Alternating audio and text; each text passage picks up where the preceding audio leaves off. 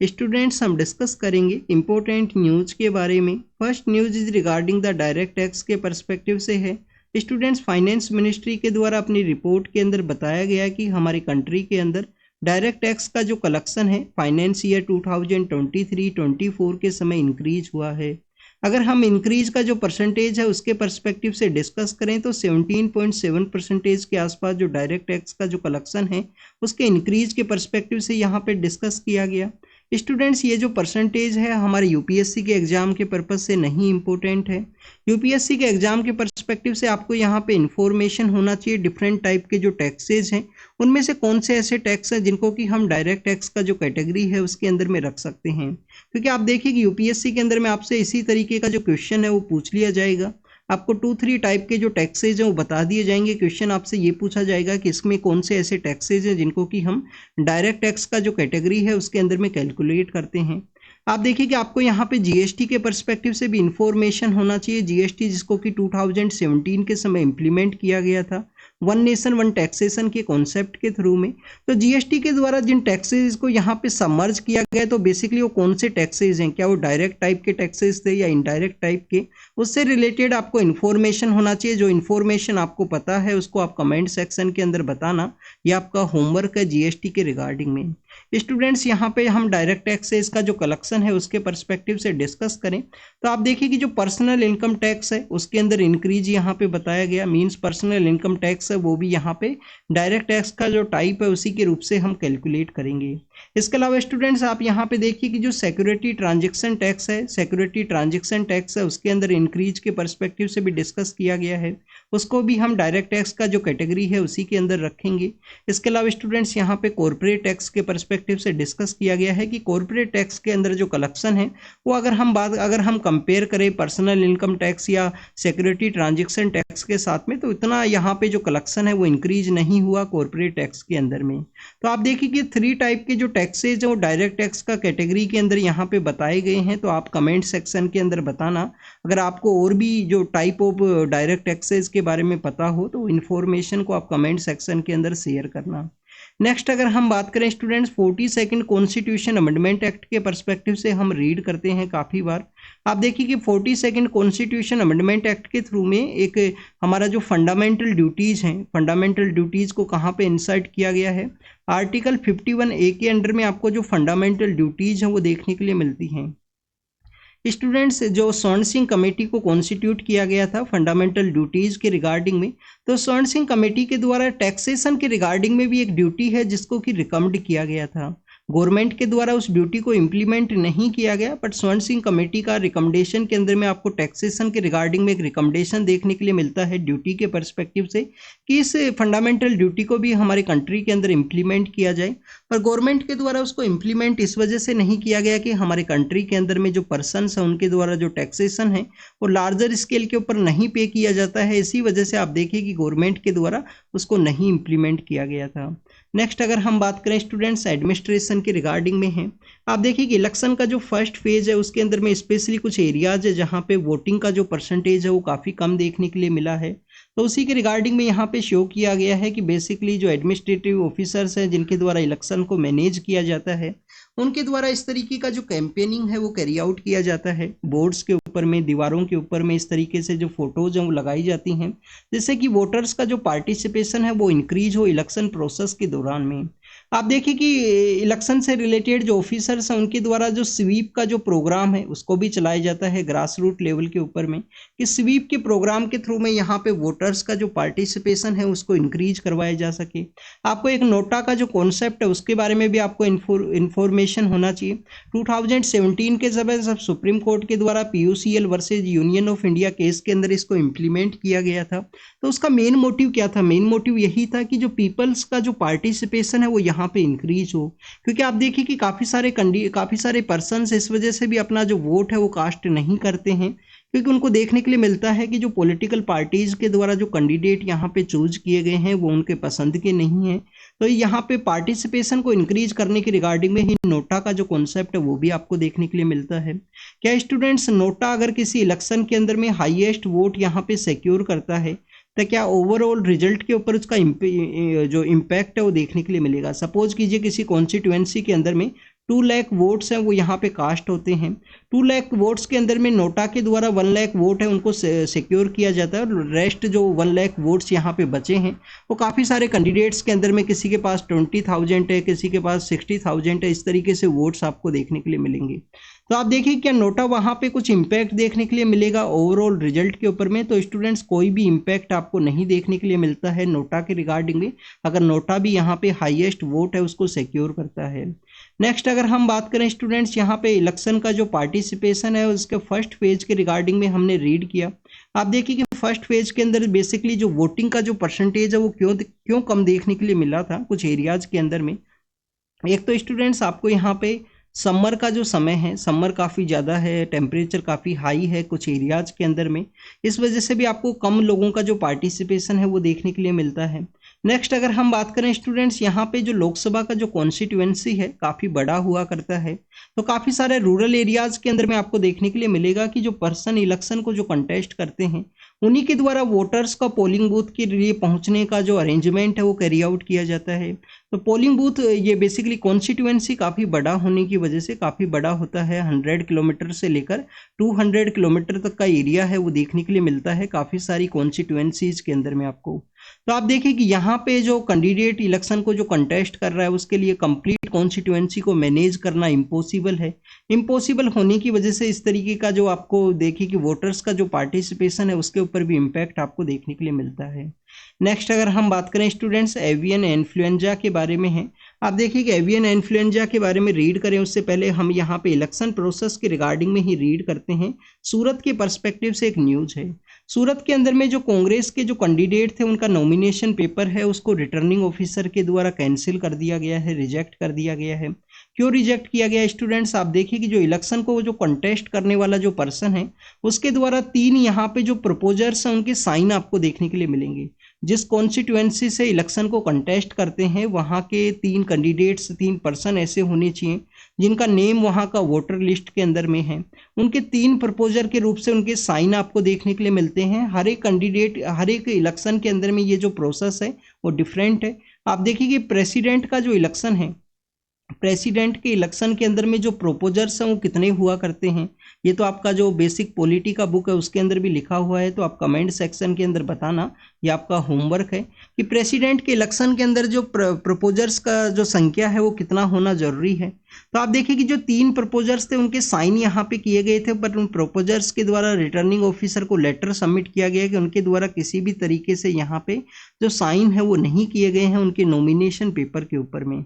इसी वजह से इनका जो नॉमिनेशन पेपर है उसको रिजेक्ट कर दिया गया रिटर्निंग ऑफिसर के द्वारा। आपको यहाँ पे रिटर्निंग ऑफिसर का जो इन्फॉर्मेशन है या रिटर्निंग ऑफिसर का जो फंक्शन है उसके बारे में भी इन्फॉर्मेशन होना चाहिए।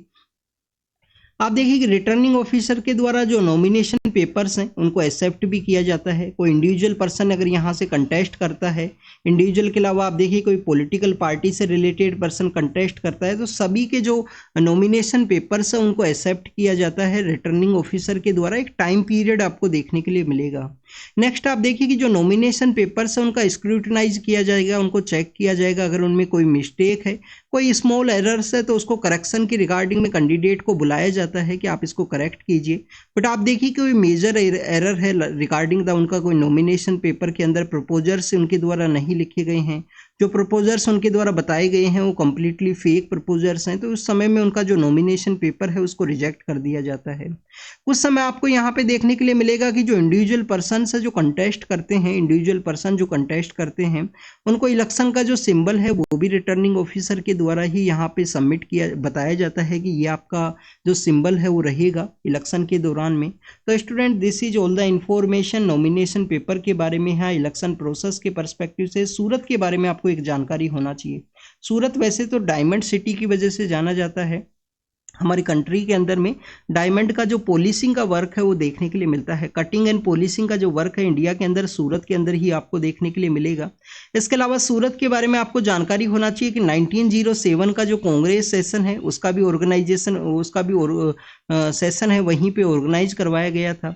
इस 1907 का जो कांग्रेस सेशन है उसको किसके द्वारा हेड किया गया था, ये आप कमेंट सेक्शन के अंदर बताना, ये आपका होमवर्क है। अब आप देखिए काफ़ी सारा होमवर्क है, ये सब चीज़ कोरिलेटेड है एक दूसरे के साथ में। आप इस तरीके से याद करोगे या बार बार रिवाइज करोगे तो आपके लिए काफ़ी अच्छा बेनिफिट रहेगा। क्योंकि आप देखिए कि उस समय कांग्रेस 2 पार्ट्स के अंदर डिवाइड हुआ करता था, एक्सट्रीमिस्ट हैं और इसके अलावा आपको मॉडरेट्स पीपल्स देखने के लिए मिलेंगे। तो उनका डिमांड हुआ करता था कि हमारे किसी पर्सन को यहाँ पे जो कांग्रेस का जो प्रेसिडेंट है वो बनाया जाए कांग्रेस सेशन का, जिससे कि उनके द्वारा उनका जो प्रपोजल्स हैं उनको पास करवाया जा सके कांग्रेस के रिजोल्यूशन के थ्रू में। नेक्स्ट अगर हम बात करें स्टूडेंट्स, अल्लापुजा नाम का जो डिस्ट्रिक्ट है केरल के अंदर में, वहाँ पे जो एवियन इन्फ्लुएंजा है, एवियन फ्लू है, वो देखने के लिए मिला है, स्पेशली कुछ बर्ड्स के अंदर में। तो उन बर्ड्स को कुछ को एलिमिनेट भी किया गया है स्टूडेंट्स उस हॉट स्पॉट के एरिया के अंदर में, जिससे कि दूसरे एरिया के अंदर ये ना स्प्रेड हो।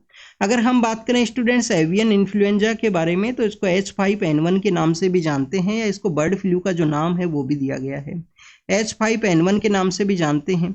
आप देखिए H5N1 ही वही यहाँ पे पैथोजन है जिसके थ्रू इसका जो आपको जो ट्रांसमिशन है वो देखने के लिए मिलता है।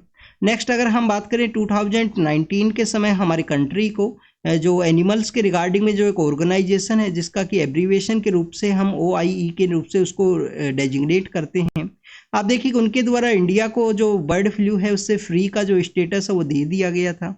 केरल का जो अल्लापुजा नाम का एरिया है, इसी के अंदर कुट्टानाड का जो डिस्ट्रिक्ट है वो कुट्टानाड का एरिया भी सिचुएटेड है। तो अल्लापुजा देखिए कि बेसिकली आपको ये जो एरिया है वो बैक वाटर की वजह से जाना जाता है, बैक वाटर का जो एक्टिविटीज़ है उसकी वजह से वहाँ पे ये हॉट स्पॉट के रूप से इमर्ज हुआ है।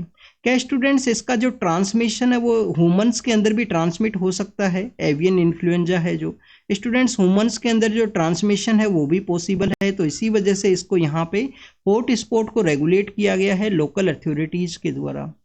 नेक्स्ट अगर हम बात करें स्टूडेंट्स यहाँ पे नेक्स्ट कुट्टानाड के बारे में हमने रीड किया था अभी। आप देखिए कि कुट्टानाड जो कि इसी डिस्ट्रिक्ट के अंदर सिचुएटेड है। कुट्टानाड अपना यहाँ पे एग्रीकल्चर प्रैक्टिस की वजह से जाना जाता है। बिलो द सी एक राइस का जो फार्मिंग है वो वहाँ पे कैरी आउट किया जाता है। मीन्स यहाँ पे आप देखिए कि सी का अगर हाइट इतना है, सी का जो हाइट इतना है, तो कुट्टानाड बेसिकली आपको अगर हम हाइट के कंपेरिजन में करें तो हाइट का कंपेरिजन आपको बिलो देखने के लिए मिलता है। तो बिलो द सी जो राइस का जो फार्मिंग प्रैक्टिस है वो वहाँ पे कैरी आउट किया जाता है बेसिकली कुट्टानाड के अंदर में।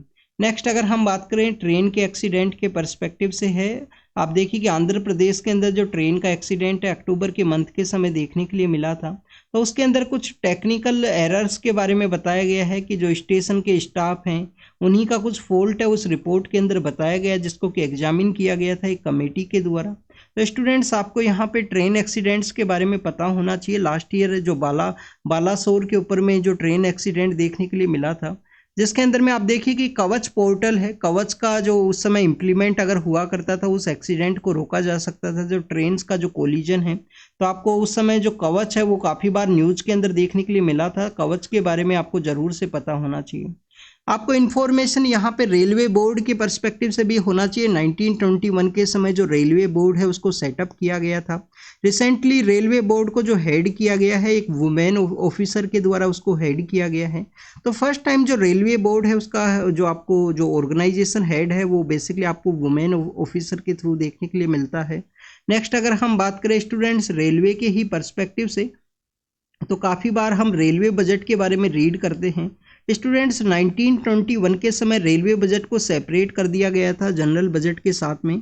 आप देखिए उस समय एक एक्वोर्थी कमेटी हुआ करता था जिसके द्वारा रेलवे बजट और जनरल बजट को सेपरेट किया गया था। बाद में ये आपको एक पॉपुलर कल्चर के रूप से देखने के लिए मिलेगा इंडिया का पॉलिटिकल डेवलपमेंट के अंदर में, कि जब अलायंस का गवर्नमेंट हुआ करता था तो उस समय में अलायंस के जो पार्टी है उसी को रेलवे मिनिस्ट्री है वो दिया करते थे, जिससे कि उनके द्वारा अलायंस भी यहाँ पे कैरी आउट करे और उनके द्वारा अपना एक पॉपुलर मिनिस्ट्री है वो भी उनके पास रहे।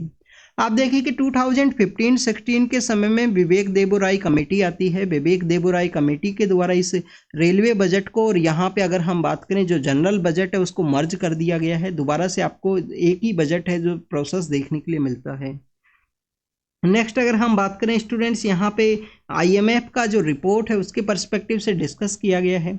आप देखिए कि IMF ने अपनी रिपोर्ट के अंदर बताया गया है कि यहाँ पे कंट्रीज का फोरकास्ट किस तरीके से रहेगा, उनका जो फाइनेंशियल सेक्टर के अंदर डेवलपमेंट किस तरीके से रहेगा। तो IMF के द्वारा अपना जो फोरकास्ट है उसको इंक्रीज किया गया है। लास्ट टाइम जो अक्टूबर के समय बताया गया था उससे इंक्रीज किया गया है प्रेजेंट समय में। अब अगर हम डिस्कस करें स्टूडेंट्स, यहाँ पे ओवरऑल यही डिस्कस किया गया है कि जो कोविड-19 से जो कंट्रीज हैं वो अपने आप को इमर्ज कर रहे हैं। जैसे कि आप देखिए कि G7 का जब मीटिंग हुआ था आफ्टर द कोविड के बाद में, तो आपको एक 3B का जो कॉन्सेप्ट है वो देखने के लिए मिलता है G7 की मीटिंग के दौरान में, जिसमें बताया गया था कि कंप्लीट वर्ल्ड को बिल्ड बैक बेटर के रूप से यहाँ पे बिल्ड करना है। तो उसी के पर्सपेक्टिव से डिस्कस किया गया कि जो पुअर कंट्रीज है, जो डेवलपिंग कंट्रीज है, उनको यहाँ पे जो वेस्टर्न पावर्स है उनके थ्रू, या जो पावरफुल कंट्रीज है उनके थ्रू इंफ्रास्ट्रक्चर डेवलपमेंट के अंदर जो सपोर्ट है वो प्रोवाइड करना चाहिए। स्टूडेंट 22 जो अप्रैल का जो डे है, 22 जो अप्रैल का जो डे है उसको हम सेलिब्रेट करते हैं। हमारा जो वर्ल्ड अर्थ डे है उसके रूप से इसको सेलिब्रेट किया जाता है। आप देखिए अर्थ डे के रूप से हम इसको सेलिब्रेट करते हैं। अब आपको यहाँ पे एक इन्फॉर्मेशन और होना चाहिए, अर्थ आवर के रूप से भी हम एक दिन सेलिब्रेट करते हैं। लाइट है वो कट कर ली जाती है। अर्थ आवर का जो कॉन्सेप्ट है वो आपको देखने के लिए मिलता है। अर्थ आवर क्या है बेसिकली स्टूडेंट्स, 1 आवर के लिए जो लाइट है वो कट की जाती है कंप्लीट वर्ल्ड के एरिया के अंदर में। वॉलेंट्री आपको ये जो प्रोसीजर है वो देखने के लिए मिलता है अर्थ आवर का, जिसके थ्रू आप देखिए कि यहाँ पे जो जो एनर्जी का जो कंजप्शन है उसको रिड्यूस किया जा सके, उसी के रिगार्डिंग में आपको अर्थ आवर का जो कॉन्सेप्ट है जो कि मार्च के मंथ के समय देखने के लिए मिलता है। मार्च का जो लास्ट वीक है उस समय में इसको किया जाता है स्टूडेंट्स। जो अर्थ आवर का जो समय है 1 आवर के लिए लाइट को ऑफ किया जाता है। आपको ऑस्ट्रेलिया का एक सिटी है जिससे ये प्रैक्टिस है वो देखने के लिए मिलती है 2007 के समय में। अर्थ डे के बारे में अगर हम बात करें, 22 जो अप्रैल का जो डे है उसको अर्थ डे के रूप से सेलिब्रेट करते हैं। आज के जितने भी एडिटोरियल्स है वो मैक्सिमम अर्थ डे के रिगार्डिंग में ही है। कहीं पे वाटर के रिगार्डिंग में उसको डिस्कस किया गया है, कहीं पे हमारे जो अर्थ के जो मेन गार्जियंस हैं उनको एम्पावर करने के बारे में कहा गया है कि जो मेन अर्थ को जो गार्ड करने वाले जो लोग हैं उनको यहाँ पे एम्पावर करने का ज़रूरत है। कहीं पे आप देखिए कि अर्थ का यहाँ पे जो सस्टेनेबल न्यूरिशिंग का जो कॉन्सेप्ट है हमारी बॉडी के रिगार्डिंग में, क्योंकि अर्थ के थ्रू जो प्रोड्यूस होता है उसी को हम हमारे कंजप्शन के अंदर यूज किया करते हैं, तो उसके पर्सपेक्टिव से डिस्कस किया गया है। तो आप देखिए कि इनको सभी को एक एक को हम यहाँ पे रीड करते हैं। सबसे पहले अगर हम बात करें वाटर स्ट्रेस के बारे में यहाँ पे बताया गया। आप देखिए कि अभी हमारा जो IMD है, इंडियन मीटरोलॉजिकल डिपार्टमेंट है, उनके द्वारा फोरकास्ट किया गया है कि इंडिया के अंदर में जो टेम्परेचर है वो इंक्रीज होगा समर के समय में। हीट वेव का जो कंडीशन है वो देखने के लिए मिलेगा, जो हमने फर्स्ट जो फेज था इलेक्शन का उस दौरान में भी ऑब्जर्व किया है कि यहाँ पे हीट वेव की वजह से भी लोगों का जो पार्टिसिपेशन है वो रिड्यूस हुआ था। तो आप देखिए कि IMD इंडियन मीटरोलॉजिकल डिपार्टमेंट के द्वारा इन सभी को यहाँ पे फोरकास्ट किया गया।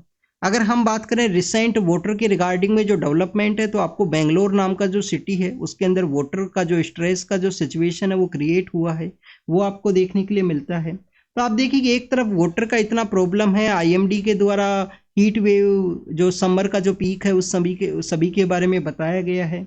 तो किस तरीके से हम यहाँ पे वाटर का जो प्रॉब्लम है उसको डील कर सकते हैं, तो ओवरऑल आपको यहाँ पे बेसिक जो डाटाज हैं उनके बारे में पता होना चाहिए। इंडिया के अंदर में आप देखिए कि वर्ल्ड का जो 18% जो पॉपुलेशन है, 18% का जो पॉपुलेशन है वो आपको देखने के लिए मिलता है।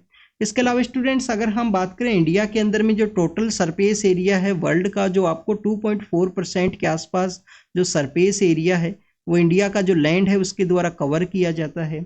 और आप देखिएगा अगर हम वाटर का अवेलेबिलिटी के बारे में डिस्कस करें तो वर्ल्ड का जो 4% वाटर है वो आपको इंडिया के अंदर देखने के लिए मिलेगा। 4% जो वाटर है वो इंडिया के अंदर देखने के लिए मिलेगा। वर्ल्ड का 18% पॉपुलेशन है, 2.4% एरिया है, 4% वाटर का अवेलेबिलिटी है। मोर देन हाफ हमारी जो रिवर्स हैं वो पोल्यूटेड है, मोर देन हाफ हमारी जो रिवर्स हैं वो पोल्यूटेड हैं। और इसके अलावा आप देखिए कि हमारे जो 150 जो रिजर्वोयर्स हैं, जो इम्पोर्टेंट रिजर्वोयर्स हैं हमारे यहाँ पे वाटर का हार्वेस्टिंग के रिगार्डिंग में, तो रिजर्वोयर्स का रिगार्डिंग में जो कंडीशन आपको देखने के लिए मिलती है कि उनका जो कैपेसिटी है वो डिक्लाइन हुआ है। जो वाटर होल्डिंग का उनका कैपेसिटी है उसके अंदर आपको डिक्लाइन देखने के लिए मिलता है वाटर के जो रिजर्वोयर्स हैं उनके अंदर में। तो स्टूडेंट्स ये जो प्रेजेंट डाटा है वो आपको देखने के लिए मिलेगा। अब ये वाटर स्ट्रेस का सिचुएशन किस तरीके से है, क्योंकि आप देखिए कि जो पॉपुलेशन एक तो ज़्यादा है, पॉपुलेशन का डिमांड अधिक है, इसी की वजह से आपको इंटर स्टेट जो वाटर का डिस्ट्रीब्यूशन के रिगार्डिंग में जो आपको कन्फ्लिक्ट्स हैं वो देखने के लिए मिलते हैं कि रिवर का जो मोर वाटर है उसको शेयर किया जाए। नेक्स्ट आप देखिए कि मैक्सिमम जो पॉपुलेशन है वाटर का कंजप्शन है वो अंडरग्राउंड वाटर के थ्रू आपको देखने के लिए मिलेगा कि अंडरग्राउंड वाटर है उसके ऊपर वो डिपेंडेंट है। हमारा जो एग्रीकल्चर प्रैक्टिस है उसके अंदर में भी हमको यहाँ पे डिजास्टर प्रिपेयर्डनेस के रूप से वर्क करना चाहिए, जिसके अंदर एक रिपोर्ट बताता है कि लास्ट 3-4 ईयर्स के अंदर में 75% जो डिजास्टर क्रिएट हुए हैं वो आपको वाटर रिलेटेड एक्टिविटी के थ्रू देखने के लिए मिलते हैं। जैसे कि फ्लड की वजह से यहाँ पे डिजास्टर क्रिएट हुआ हो, फ्लड की वजह से अगर हम ना देखें तो आपको यहाँ पे वाटर का जो शेयरिंग है उसके कॉन्फ्लिक्ट की वजह से डिजास्टर देखने के लिए मिले, तो इनके बारे में भी यहाँ पे डिस्कस किया गया। तो डिजास्टर का जो प्रिपेयर्डनेस है उसको हमें प्रिपेयर करना चाहिए। 2023 का जो आप देखिए कि मानसून के समय में दिल्ली के अंदर जो फ्लड का सिचुएशन है वो देखने के लिए मिला था। अर्बन एरिया के अंदर में दिल्ली के अंदर में जो यमुना की वजह से जो फ्लड क्रिएट हुआ, वाटर का जो लेवल है वो यहाँ पे इंक्रीज हुआ है। तो इन सभी को यहाँ पे डील करने के लिए हमें क्या करना चाहिए? हमको बेसिकली स्टूडेंट्स आपको यहाँ पे जो एग्रीकल्चर पॉपुलेशन है उसका भी वाटर का डिमांड है। 45% हमारा जो पॉपुलेशन है एग्रीकल्चर सेक्टर के एरियाज के अंदर में इंगेज है। 45% जो आपको इंडियन एम्प्लॉयमेंट रिपोर्ट के थ्रू ये डाटा देखने के लिए मिलता है। रेनफॉल का जो पैटर्न है हमारे कंट्री के अंदर चेंज हुआ है, तो इसके रिगार्डिंग में गवर्नमेंट के द्वारा कुछ इनिशिएटिव चलाए गए हैं। आप देखिए कि अमृत सरोवर नाम का एक स्कीम था, अमृत नाम का एक स्कीम आपको देखने के लिए मिलता है। अमृत सरोवर है हमारा ट्रेडिशनल जो वाटर हार्वेस्टिंग टेक्निक्स है उनको रिवाइवल का बात किया गया है। चेक डैम्स को क्रिएट करना चाहिए। और प्रेजेंट समय में अगर हम बात करें जो ग्रीन क्रेडिट प्रोग्राम है, जो ग्रीन क्रेडिट प्रोग्राम है ministry of environment forest and climate change का, वो बेसिकली यहाँ पे एक ब्रिज के रूप से काम करेगा ग्रीन क्रेडिट प्रोग्राम, जिसके थ्रू वाटर का जो प्रॉब्लम है उसको डील किया जा सकेगा। नेक्स्ट अगर हम बात करें जो गार्जियन ऑफ द अर्थ है उनको यहाँ पे एम्पावर करने के बारे में बात किया गया है। गार्जियन ऑफ द अर्थ है उनको, तो बेसिकली आप देखिए कि यहाँ पे आपको एम के गांधी का एक कोट पता होना चाहिए। एम के गांधी के द्वारा एक कहा गया था कि there is everything for the need in the mother earth के अंदर में एवरीथिंग फॉर द नीड है but nothing for the greed. तो उसी के रिगार्डिंग में यहाँ पे डिस्कस किया गया है अंडमान एंड निकोबार के जो आइलैंड है उनके पर्सपेक्टिव से। आप देखिए कि अंडमान एंड निकोबार के अंदर में जब हम निकोबार के सदर्न पार्ट के अंदर जब देखते हैं तो काफ़ी सारे ऐसे स्मॉल स्मॉल आइलैंड्स आपको देखने के लिए मिलेंगे जिनके ऊपर कोई भी पर्सन है वो नहीं रहा करता है, बट वो कोरल्स के पर्सपेक्टिव से काफ़ी बार आपको यहाँ पे जो आप देखिए कि जो टर्टल्स हैं उनके कंजर्वेशन के पर्सपेक्टिव से इम्पोर्टेंट जो प्लेसेज हैं वो देखने के लिए मिलते हैं। अभी रिसेंटली गवर्नमेंट का एक इनिशिएटिव था कि जो ग्रेट निकोबार प्रोजेक्ट है वो आपको देखने के लिए मिलता है। तो उसी के रिगार्डिंग में उन जो स्मॉल स्मॉल आइलैंड्स के रिगार्डिंग में डिस्कस किया गया है कि ग्रेट निकोबार प्रोजेक्ट के थ्रू में यहाँ पे जो गलाथिया वाइल्ड लाइफ सेंचुरी है जो कि बायोस्फीयर रिजर्व का भी पार्ट है, ग्रेट निकोबार जो बायोस्फीयर रिजर्व है यूनेस्को के अंदर में डेजिग्नेट है। तो आप देखिए कि उन सब में अंदर जो डैमेज है वो देखने के लिए मिलेगा। ग्रेट निकोबार प्रोजेक्ट के थ्रू में इंडिया को यहाँ पे टैकल करना चाहिए कि हमारे जो इन्वायरमेंट के पर्सपेक्टिव से जो इम्पोर्टेंट प्लेसेज हैं, इकोलॉजी के पर्सपेक्टिव से जो इम्पोर्टेंट प्लेसेज हैं उनके अंदर जो डिस्टर्बेंस है वो ना क्रिएट किया जाए। तो उसी सभी इंफॉर्मेशन को यहाँ पे डिस्कस किया गया कि उनका जो लोकल पॉपुलेशन है उसको भी कंसल्ट करना चाहिए।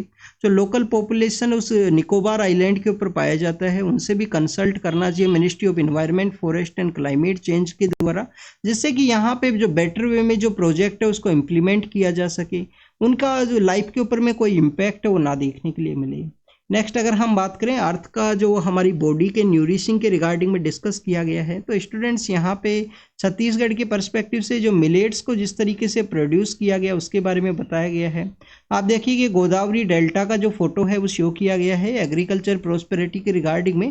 केजी बेसिन है जो केजी बेसिन आप देखिए कृष्णा गोदावरी, कावेरी नहीं, कावेरी आपको सदर्न इंडिया के अंदर देखने के लिए मिलेगा। तो कृष्णा गोदावरी रिवर का जो डेल्टा रीजन है काफ़ी ज़्यादा एग्रीकल्चर प्रोस्पेरस है स्टूडेंट्स। तो इसी रीजन के अंदर में बेसिकली यहाँ पे फोटो को शो किया गया, बताया गया है कि बॉडी का जो न्यूरिशमेंट है उसके अंदर में अर्थ का क्या इंपॉर्टेंट रोल है।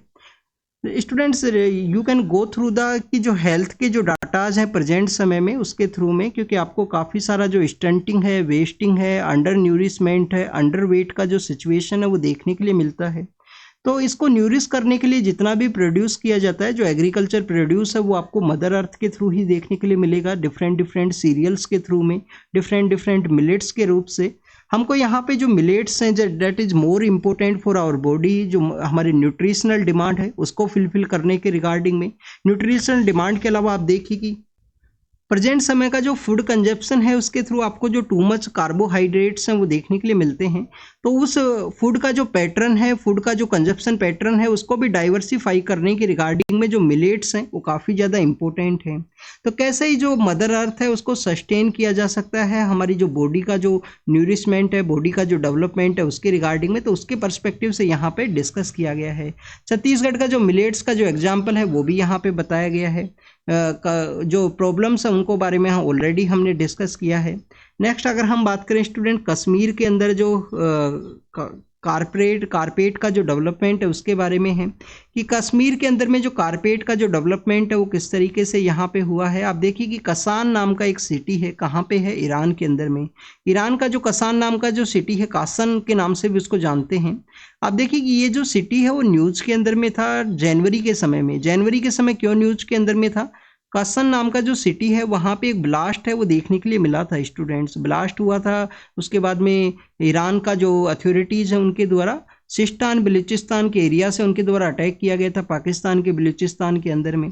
तो आप देखिए कि जो कसान नाम का जो सिटी है, कसन है या कसान है, जहाँ पे कारपेट्स का जो डेवलपमेंट है वो आपको देखने के लिए मिलता है। तो उन्हीं के कॉपी के ऊपर में कश्मीर के अंदर भी जो कारपेट्स हैं उनका डेवलपमेंट किया गया है, उसी को यहाँ पे बताया गया है। यहाँ पे काफ़ी कुछ एरियाज़ के बारे में बताया गया है कश्मीर के पर्सपेक्टिव से। एग्जाम के लिए क्या इंपॉर्टेंट है, एक तो हैंडलूम आर्ट का ये पार्ट है। आप देखिए कि 2023 का जो प्रीलिम्स का पेपर है उसके अंदर क्वेश्चन पूछ लिया गया था कि हैंडलूम डे है वो कब सेलिब्रेट किया जाता है स्टूडेंट्स। 7 अगस्त का जो डे है, 7 अगस्त का जो डे है उस दिन आपको जो हैंडलूम डे है वो देखने के लिए मिलता है। नेक्स्ट अगर हम बात करें स्टूडेंट्स, क्या ये हमारा जो फ्रीडम मूवमेंट है पार्टीशन के फ्रीडम मूवमेंट है उसके दौरान भी कोई इम्पोर्टेंट इवेंट इससे रिलेटेड है? तो 1905 के समय में आपको जो बंगाल का जो एंटी पार्टीशन मूवमेंट है वो आपको इसी दिन देखने के लिए मिलता है। तो उसी के हिस्टोरिकल इन्फ्लुएंस के थ्रू में हमारे जो पीएम सर हैं उनके द्वारा 2016 के समय में जो 7 अगस्त का जो दिन है, 7 अगस्त का जो डे है उसको हैंडलूम डे के रूप से प्रमोट किया गया था।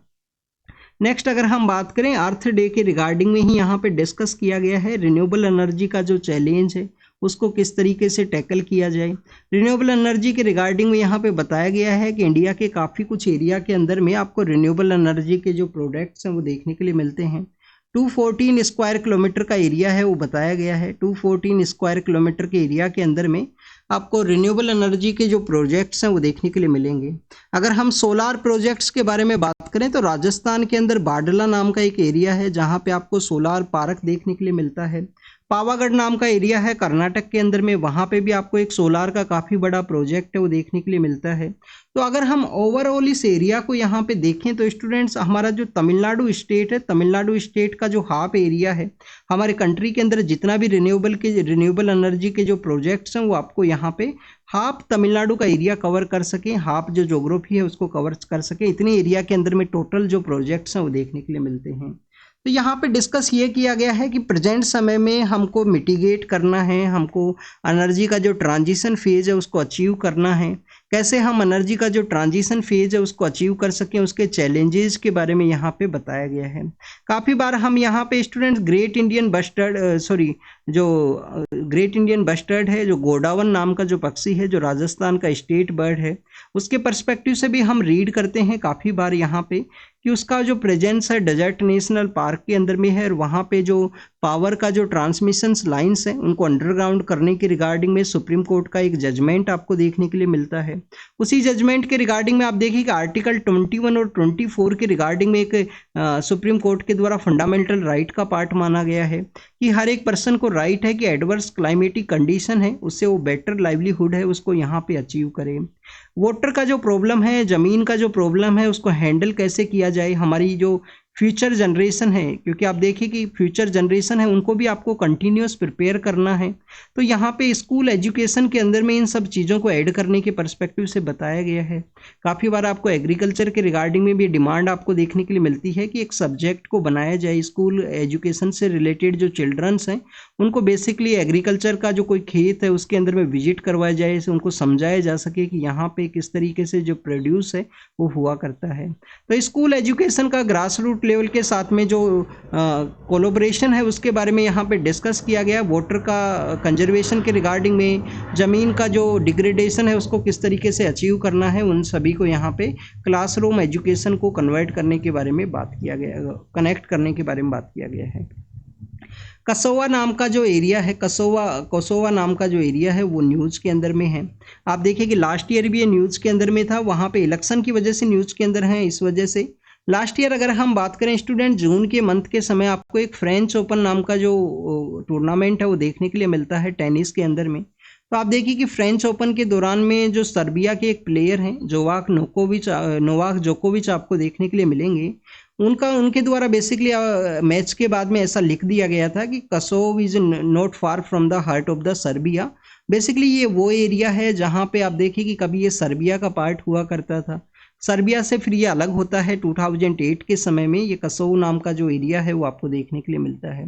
लोकेशन आप जरूर से देखना, आपके लिए होमवर्क ऑलरेडी हम 1 या 2 बार इसको डिस्कस कर चुके हैं। नेक्स्ट अगर हम बात करें, चाइना का जो सदर्न पार्ट है वहाँ पे लैंडस्लाइड है, एक्सेसिव रेन है वो देखने के लिए मिला है। एग्जाम के पर्पज से नहीं इंपॉर्टेंट है। ब्राज़ील के जो बोल्सोनारो नाम के जो पॉलिटिकल पर्सन है उनके द्वारा यहाँ पे फ्रीडम ऑफ स्पीच के बारे में कहा गया। एग्जाम के पर्पज से कुछ इन्फॉर्मेशन यहाँ पे नहीं है। जापान के रिगार्डिंग में इंफॉर्मेशन है, वहाँ पे एक हेलीकॉप्टर का जो क्रैश है वो हुआ है। स्टूडेंट, जापान का लोकेशन आपको पता होना चाहिए। आप देखिए कि जापान एक तो यहाँ पे जो फिशिंग का एक्टिविटी है उसकी वजह से भी जाना जाता है, क्योंकि वहाँ पे एक कोल्ड करंट है, वार्म करंट है, वो मैच करते हैं। इसकी वजह से वहाँ पे जो फिश का जो प्रोडक्शन है वो आपको काफ़ी हायर देखने के लिए मिलेगा। जहाँ पे 2 करंट है वो मर्ज करते हैं स्टूडेंट्स, वहाँ पे आपको जो फिशिंग का जो प्रोडक्शन है वो हायर देखने के लिए मिलता है। आप देखिए कि प्लैंकटन से उनका प्रोड्यूस होता है जो फिश के फीडिंग के लिए काफ़ी ज़्यादा इंपॉर्टेंट हुआ करते हैं। इसके अलावा आपको यहाँ पे जापान के जो आइलैंड्स हैं, जिसमें होक्काइडो आइलैंड है और भी काफ़ी सारे आइलैंड्स हैं, उनके बारे में भी आपको पता होना चाहिए। 4 मेजर आइलैंड्स आपको देखने के लिए मिलते हैं जापान की रिगार्डिंग में। यूएस के द्वारा यहाँ पे इजराइल के जो पर्सन यूनिट्स हैं उनको बेसिकली अब्यूसेस के रिगार्डिंग में उनको सैंक्शन लगाया जा सकता है। इजराइल की जो फोर्सेज है उनके द्वारा जो रफा नाम का जो बॉर्डर एरिया है जो सदर्न पार्ट के अंदर है, और सनाई पेनिनसुला जो कि इजिप्ट के अंदर सिचुएटेड है, उनके साथ में अपना एरिया शेयर करता है। तो आप देखिए कि रफा के एरिया के अंदर में अटैक किया गया है इजराइल का जो फोर्सेज है उनके द्वारा, कुछ चिल्ड्रंस का वहाँ पे डेथ हुआ है स्टूडेंट्स। नेक्स्ट अगर हम बात करें स्टूडेंट्स, जो मालदीव के जो पॉलिटिकल पर्सन है, जो पॉलिटिकल अथॉरिटी है हाईएस्ट प्रेजेंट समय में, उनका पार्टी है वो यहाँ पे इलेक्शन के अंदर गया है और उनको पार्लियामेंट्री इलेक्शन के अंदर में कुछ विक्ट्री है वो मिला है। बेसिकली ये उनका पोस्ट की रिगार्डिंग में इलेक्शन नहीं है, ये उनका पार्लियामेंट्री इलेक्शन के पर्सपेक्टिव से डिस्कस किया गया है। इंडिया और मालदीव का कुछ कन्फ्लिक्ट भी न्यूज के अंदर में था। इंडियन अथॉरिटीज के द्वारा अपने जो लक्षद्वीप आइलैंड्स हैं उनको प्रमोट किया गया था, बट आप देखिए कि मालदीव अथॉरिटीज के द्वारा उसका अपोज किया गया। उनके द्वारा इंडिया के अगेंस्ट में जो सेंटीमेंट्स हैं, इंडिया के अगेंस्ट में जो स्टेटमेंट्स हैं वो देखने के लिए मिलते हैं। उसके बाद में इंडिया का जो डिफेंस फोर्सेज के जो पर्सन्स है जो वहाँ पे हेलीकॉप्टर का जो मैनेजमेंट है उसके लिए हुआ करते थे, क्योंकि वहाँ पे काफ़ी सारा आइलैंड्स है और एक आइलैंड से दूसरे आइलैंड के अंदर में हेलीकॉप्टर्स का जो प्रेजेंस है वो आपको इम्पोर्टेंट देखने के लिए मिलता है, क्योंकि उन्हीं के द्वारा लोगों को हेल्थ के रिगार्डिंग में और भी इमरजेंसी सिचुएशन के अंदर में एक आइलैंड से दूसरे आइलैंड के लिए सेंड किया जाता है। तो आप देखिए कि वहाँ से इंडियन डिफेंस फोर्सेज के जो पर्सन्स हैं उनका विड्रॉवल कर लिया गया है। इंडिया के द्वारा 1988 के समय कूप का सिचुएशन हुआ करता था मालदीव के अंदर में, तो आप देखिए कि उस दौरान में भी इंडिया के द्वारा ऑपरेशन कैक्टस को लॉन्च किया गया था। वाटर का जब प्रॉब्लम हुआ, उनका जो वाटर ट्रीटमेंट प्लांट है उसका यहाँ पे फेलियर होने के समय में इंडिया के द्वारा सबसे पहले जो फ्रेश वाटर है वो यहाँ पे अवेलेबल करवाया गया था। डिफेंस सेक्टर के अंदर भी जो कोऑपरेशन है वो प्रोवाइड किया जाता है इंडियन अथॉरिटीज़ के द्वारा। नेक्स्ट अगर हम बात करें स्टूडेंट्स, यूक्रेन के द्वारा कहा गया है कि रसिया का जो ब्लैक सी फ्लीट का एरिया हुआ करता था उनको इनके द्वारा बेसिकली रोक दिया गया है, और क्रीमिया का जो अनेक्स है उनको कर लिया जाएगा, क्रीमिया को इनके द्वारा कंट्रोल कर लिया जाएगा, ऐसा कुछ देखने के लिए मिला है। यूपीएससी के एग्जाम के पर्पज से क्या इंपॉर्टेंट है इन्फॉर्मेशन है, 2014 के समय में आप देखिए कि क्रीमिया को अनेक्स कर लिया था। क्रीमिया यहाँ पे ब्लैक सी के साथ में एरिया शेयर करता है, तो आपको इन्फॉर्मेशन ये होना चाहिए कि क्रीमिया का जो अदर पार्ट है, जो आप देखिए कि ब्लैक सी के साथ में एक स्ट्रेट के साथ में टच है, तो वो बेसिकली कौन सा स्ट्रेट है जो क्रीमिया के अदर पार्ट को एक स्ट्रेट के थ्रू में टच करता है ब्लैक सी के साथ में। तो ये आपको इन्फॉर्मेशन होना चाहिए। ये आप देखिए कि ब्लैक सी है, यहाँ पे क्रीमिया सिचुएटेड है, तो यहाँ पे कौन सा स्ट्रेट है ये आपको बताना है। ये स्ट्रेट का नाम है, क्या उस स्ट्रेट का नाम कर्च स्ट्रेट है, क्या उसका स्ट्रेट का नाम बोस्फोरस स्ट्रेट है, तो ये आपको इन्फॉर्मेशन होना चाहिए, आपको बताना है, आपका होमवर्क है। नेक्स्ट अगर हम बात करें स्टूडेंट्स, रेड रेबल ब्रिगेड के बारे में है। क्लाइमेट एक्टिविस्ट हैं स्टूडेंट्स, ये रेड रेबल ब्रिगेड है, काफ़ी सारे कंट्रीज़ के अंदर सेम टाइम के अंदर जो प्रोटेस्ट है वो देखने के लिए मिला है। क्लाइमेट के रिगार्डिंग में इनका जो प्रोटेस्ट है वो देखने के लिए मिलता है। तो this is all the information related to the today's newspaper. आप इसको रीड कीजिए, रिवाइज कीजिए, जो भी इंफॉर्मेशन आपको मिला हो उसको नोट डाउन कीजिए। Thank you students, thank you very much.